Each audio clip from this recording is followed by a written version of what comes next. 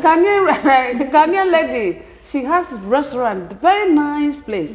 She said if you want amala, is that amala? Amala, eba, and egusi soup and amala. Come here. She will do it for you. She will do it for you. And if you like wache, diehuo, kokote, kenke, come here. If you want to taste African food, even if you're a white person, you want to take Africa, you want to taste it, African food, come here.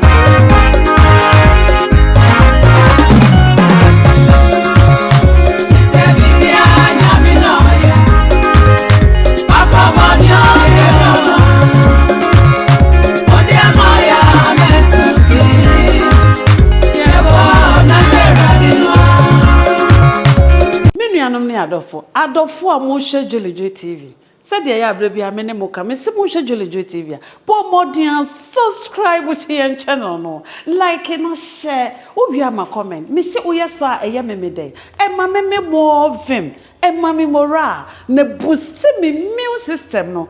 Ama Juu ahoden dada. Aye program for e de abro. Ene de he fa na me wo DONETT dining. Na me say wo ye party, wo ye adoring, wo ye wedding, engagement. Hey, wo hotel na boys, girls, mo person mo tena baby ji wani a. But mo dia free Juu TV, say Juu TV. Ya treyeshim, ya expanding your business no. Ye wo cameras a, ye di chop 4K quality cameras ankasa. Eno na ye issue. E na fe so ye wo men, enya man, men. Wo mo beba be chop program no. Ama wo feel say ye na wo ya ye twa program. Say wedding so na wo ya wa han video. Ye njeja ye ho kra. Sabi me wo me nua ba ma ba me nua ba DONETT dining restaurant papa bi ye bi na me ne bon komo kakra bi na afa mi bisa ne din na afa de eso no ye de ato so mama ye mo akwa baba Juu TV so yes mama na udi ankasa de say that's me din ankasa ye Dorothy Bennett, which is my marriage name. Wahefo. Now when they why you have such Chinese? What said that ko here wo na wo de sese ha na? Debbie, that was my own design. Me am a designer. Me fire me ba pani. Yet now ho na ye busuafo ni nyina ye designing we na ye de buy. Na even crowd the original design no cra no. Enye no nie. Nti di omutimi ye nie. Oh, efe, why dear? Now what can say? What dem be kwa kotena table? Juu, kan akoma to yem. Na me nimsa wo ba no, masiesie we chikama kama. That's right. It is obedi mechi a, patro yen kopono we so na. Na kwaji we. Yo mama, we de. Me tie se wo ba no. Ma fa anya akwadro. Odo endorse, but o ka kire me de wo pe no. Ma ye, esi table sama. It's mama, dear be a table so be a wo dear. And I'll say also. That's a mess. Anyway, but me dear, the other way saying, you know, the son and coming to me, I do. I know some pony. Oh, why dear? Many about never the sign out a brother or your wife and say, will be a restaurant come and be say, because we're higher come up. That's it, mama. You're free Holland in a buy. Na ye buy no. Na ejuma some aye din kakra. Okay. Na me kai see ye party bi wa sorry. Okay. Na me ye jollof koye. Nti obi ade na me say nipo ye ade de kama. Nti one day na me koka che yourself for say da Pastor Kumi House of Champions. Okay. Me say da me pe ejuma o. Na me papa say ejuma ni kura wo. Oh yeah? Yeah. Ejuma na ekuta wo no. Nti free ho no. Na me yes me ye ne kakra nti obi ye ade a afori ni ye ade a na maje na maye sa na ebe mu say okay sa ade a me be a restaurant but sa restaurant be no from tititi na da makoma so say maybe a restaurant one who say we ase one say usha na o ye na say ade we da chi me botaye meye bibi say me bibi say na ewo wutrimu wonya chance pe wo be ye yes enti adebi o ha say ya ka di agro me na nan bo baby o say akwala wo nyina obeto ka no ona ma no saka boat wo ade idea no wo ho I say wo so na open krobo pa obi ope won krobo na obo nkro nipa no da chene na dwuma ye restaurant so what I say ope nkrobo obi be nu aduane obeje de duane de sa nipa no de ne koye lawyer enye doctor enye o de ne kopama de enye ma on be restaurant yes so what I say enti eye pa enti o sofo ma wa idea ya wo start ye na wo bebie shop we mebo a no kra no ye koye cleaning kakra okay enye se ye free ho na ye bebie restaurant ye koye cleaning because na me kunu ko night na me ko day because of your money okay enti wo mo na me ye start say ye sie sika because ye nimbota ya ensi ye ni so ye so na ye sie sika kakra nti ewo mo ana me konya adwuma wo Debenhams na nyame ncha de stock room na omode me buy okay na ka me apply me do one almost a restaurant oh yeah yes nti it was all in line with the nyame ahwehwe okay na anche e no mo me assistant manager wo ho nti courses bia me call ye ne esan boa me mo okay nti me free ho na no anche e na nyame ye yadomo a ye de bebie ase so aya adwuma ohun se abrochire ha oba ha na wo botae bi si wani so a wo ye wa adwen se me ye adwuma wo company bi ana bibi warehouse ana bibi mo na ogusu ye no wo wa adwen bi se wo padwetere e de aye obi bi nti mo na wo ye na oboabu aska no wo ye na oboabu aska no wo ye na oboabu aska no nyame ye wadom na nya de a wo pe osimu herebesam na onda okọ no na fa de esi wani so no yes I know the amfanya akwadrokra because na minim say sadi we na me person ye enti eba be say oboa wo hu anu wie ye na wunya sika say wo pese wo di bie restaurant che yansa na wunya store yi baby a wo ye restaurant room yi wunya abebie restaurant ya na say uji a wadwea na chese nyame bi ekwama wonya ha wo de start ye be so bo me nkomo be so bo me nkomo mate mama nyame enum na chei e che pa because wa wonim ekrom ha say yeah enye easy say ubenya baby na say even wonya kra na emuka yeah ene eyi no but ye pay bia na yenya ye pay bia na yenya ye call city center ye call Lloyd Court ye call places bebre na yenya ena me kameye kra apa ba na me start say me ye no fie kakra na last year June me ba barrier e be ye prom okay ena o say opeso be pamade wa ha say okay because na tare no open custom made one design and I'm see you na obi the number bi ma me say me frɛ papa bi me frɛ na onfa me frɛ na onfa na me see you aditi me kra de me to ma dream enti ye do hey ye ba ye me te wana papa no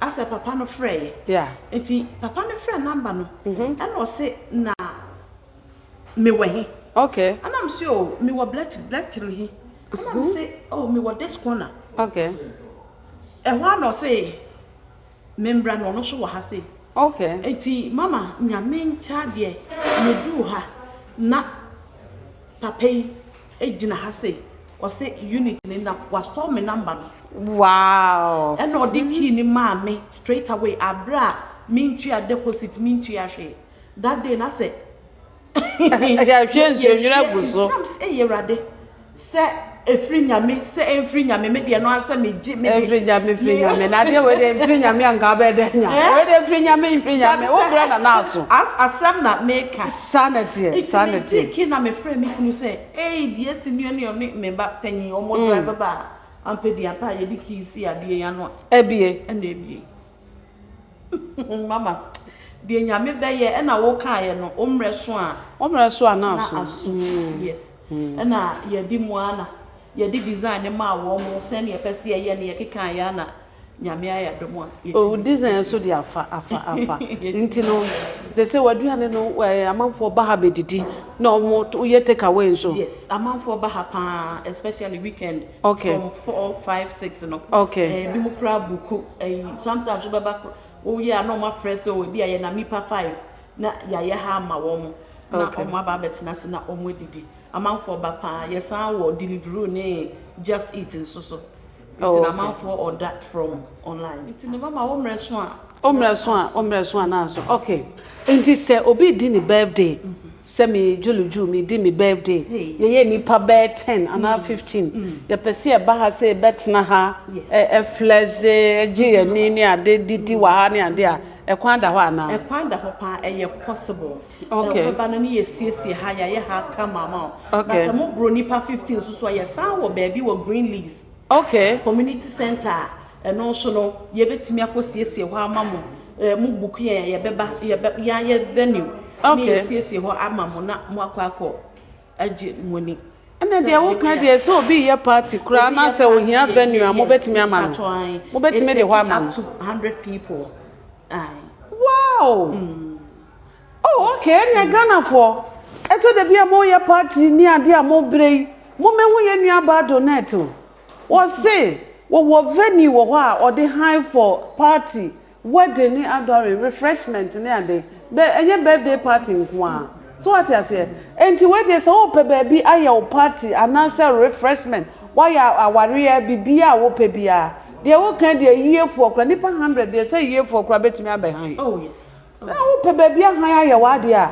ko hu ye nua ba wo be ma baby ama wa han ade papa wo fi a oye oh that is good na niema muso wa wo start ya wo di si wani so say we na wo ye no hu niema sa niema akose niema akoye pa wo sa de bia wakoma di ekire bia a wo be putu effort no ekoye ma beginning ni de enye straight beginning no wo be struggle kakra but say wo determine say wo be ya nyame so ebe bua wo ma waye obi ye wedding na se ohia se wo se wo be ye aduane ma na wo be kwa koye oh pa ye wedding ye adoring ye private booking any occasion bia or any event bia wo pese ye ma wo no ye betimi aye okay e ma dudu aduane ahodo be na wo ye oh ye bibia te sese obi wo ha wo ni bibia kana to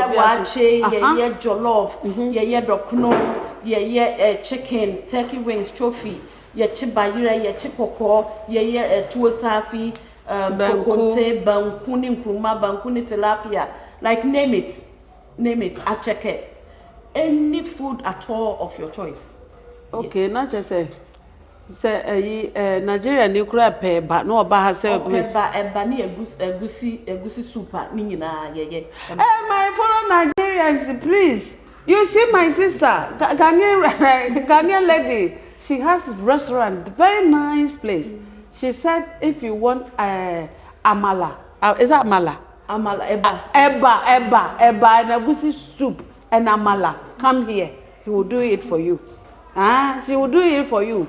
And if you like wache, diehuo, kokote, kenke, come here. If you want to taste African food, even if you're a white person, you want to take Africa, you want to taste it, African food, come here. Yeah, for Nigeria for bebra. Yeah, ebe to niema aduane wa hase. Nigeria for ne abrofu nyina. Ene aka abrofu kakra mu na chirechire mu no monte. Said ebe omo so betimi aba. Ene baby a wo de rent ni ade kan nyina na omonte because Nigeria for some time event pa. Okay. So what we are trying to say our fellow Nigerians and our dear foreigners, those who are not Ghanaians, we are trying to say we also have a larger hall or event hall that we rent out. So anytime you are having an event, especially birthdays, naming ceremony or other events, you can always speak to us. We will come, we'll cook for you, we lay out for you and everything. As well, in the restaurant, we have many Nigerians coming for eba and egusi soup and other cuisines. So please don't hesitate to contact DONETT Dining.